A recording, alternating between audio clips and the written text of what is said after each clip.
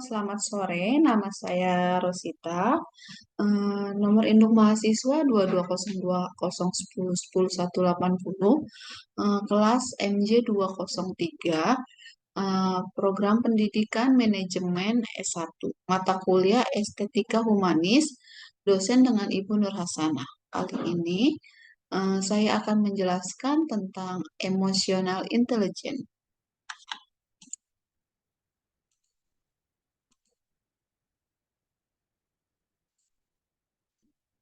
Pengertian emosi menurut pakar pertama, William James, yaitu emosi adalah reaksi psikologis dan fisik yang kompleks terhadap rangsangan dari lingkungan yang mencakup perubahan dalam perasaan, respon fisiologi, dan tindakan perilaku.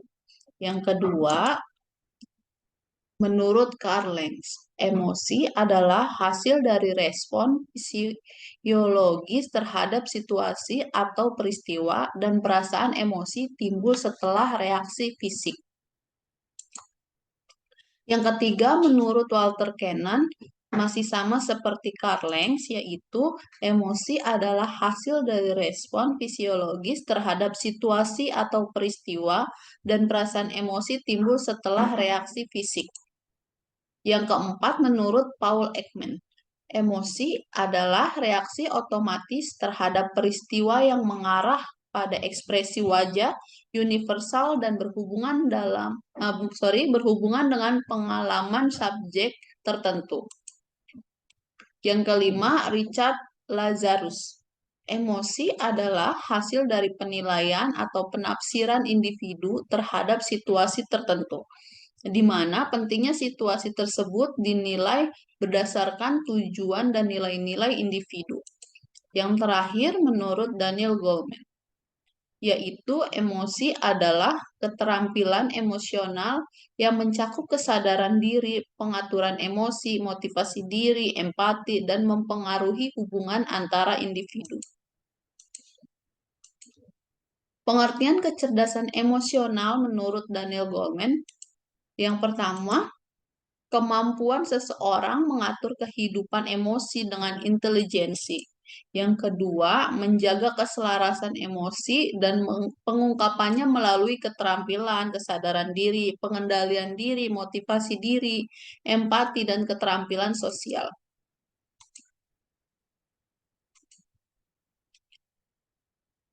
Kecerdasan emosi menurut Daniel Goleman memiliki 5 aspek. Yang pertama, self-awareness, yaitu mampu mengenali emosi, memahami kekuatan, kelemahan, dan batasan diri. Yang kedua, empati, yaitu mampu memahami orang lain secara emosional serta melihat situasi dari perspektif orang lain. Yang ketiga, self-regulation, yaitu mampu mengontrol emosi dan tindakan dengan baik, sehingga jauh dari tindakan impulsif yang merugikan. Yang keempat, social skill, yaitu mampu berinteraksi secara efektif dengan orang lain, mampu berkomunikasi dan membangun relasi. Yang terakhir itu motivasi, yaitu mampu memotivasi dirinya dalam melakukan sesuatu tindakan yang akan datang.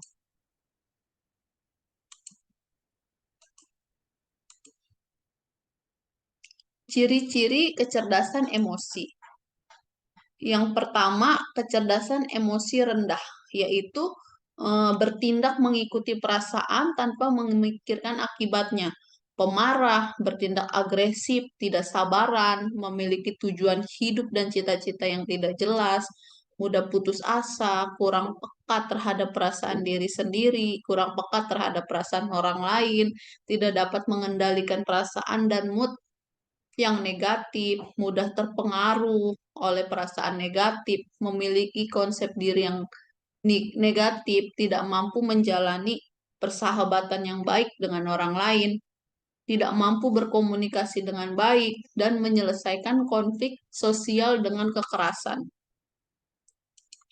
Yang kedua itu kecerdasan emosi tinggi.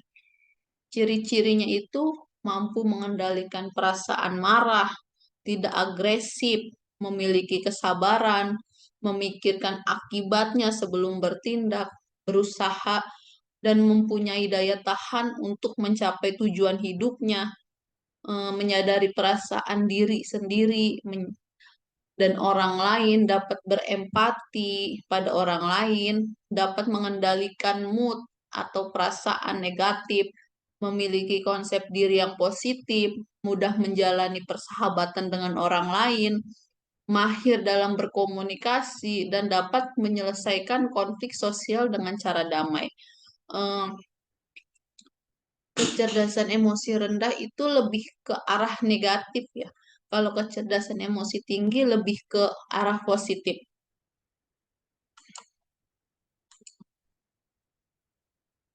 Contoh tentang kecerdasan emosi.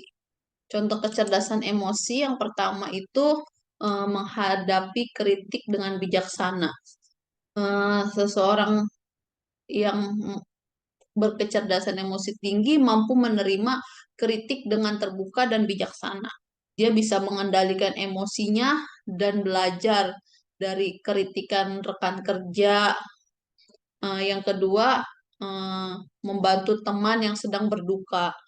Orang yang berkecerdasan emosi ini peka terhadap perasaan teman-temannya. Dia memberikan dukungan emosi, mendengarkan penuh perhatian, dan menunjukkan empati tanpa menghakimi. Yang ketiga, menjaga stres dalam situasi tertekan. Eh, Orang yang berkecerdasan emosi ini profesional mengatasi stres dalam situasi pentingnya atau tenggang waktu. Mereka menggunakan strategi bernapas dalam-dalam, fokus pada yang mereka kontrol dan mengatur ekspektasi realistis. Yang keempat, mengelola konflik dengan baik. Kecerdasan emosi mencakup mengelola konflik dengan konstruktif. Anggota tim berkecerdasan emosi tinggi menghadapi perbedaan pendapat, mencari solusi bersama, dan tidak biarkan emosi negatifnya mengambil alih. Yang terakhir itu mengakui emosi dan berkomunikasi efektif. Seseorang berkecerdasan emosi kuat mengakui emosinya tanpa menghakimi diri sendiri. Jika merasa cemas dan khawatir, dia mengartikulasikannya dengan jujur dan berbicara dengan seseorang yang dapat dia percayai.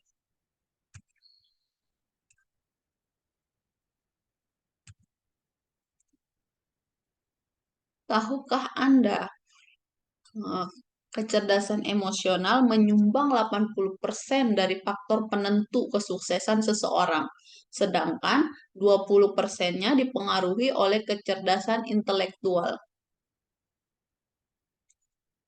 Karena eh, kecerdasan intelektual itu lebih ke konsentrasi, komprehensi, comprehension,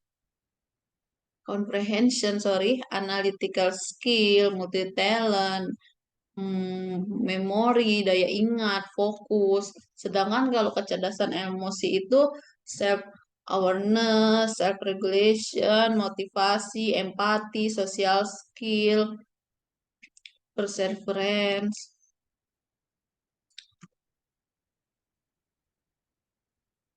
Kesimpulan dari materi yang saya jelaskan adalah kecerdasan intelektual dan kecerdasan emosi adalah dua bentuk kecerdasan yang berbeda. Kecerdasan intelektual lebih terikat dengan aspek kognitif dan intelektual, sementara kecerdasan emosi lebih terikat dengan aspek sosial dan emosional. Keduanya saling melengkapi dalam kehidupan sehari-hari. Dalam dan pengembangan keduanya dapat berkontribusi pada kesuksesan dan kesejahteraan secara keseluruhan. Berikut adalah referensi dari materi yang saya bawakan hari ini. Terima kasih, selamat sore.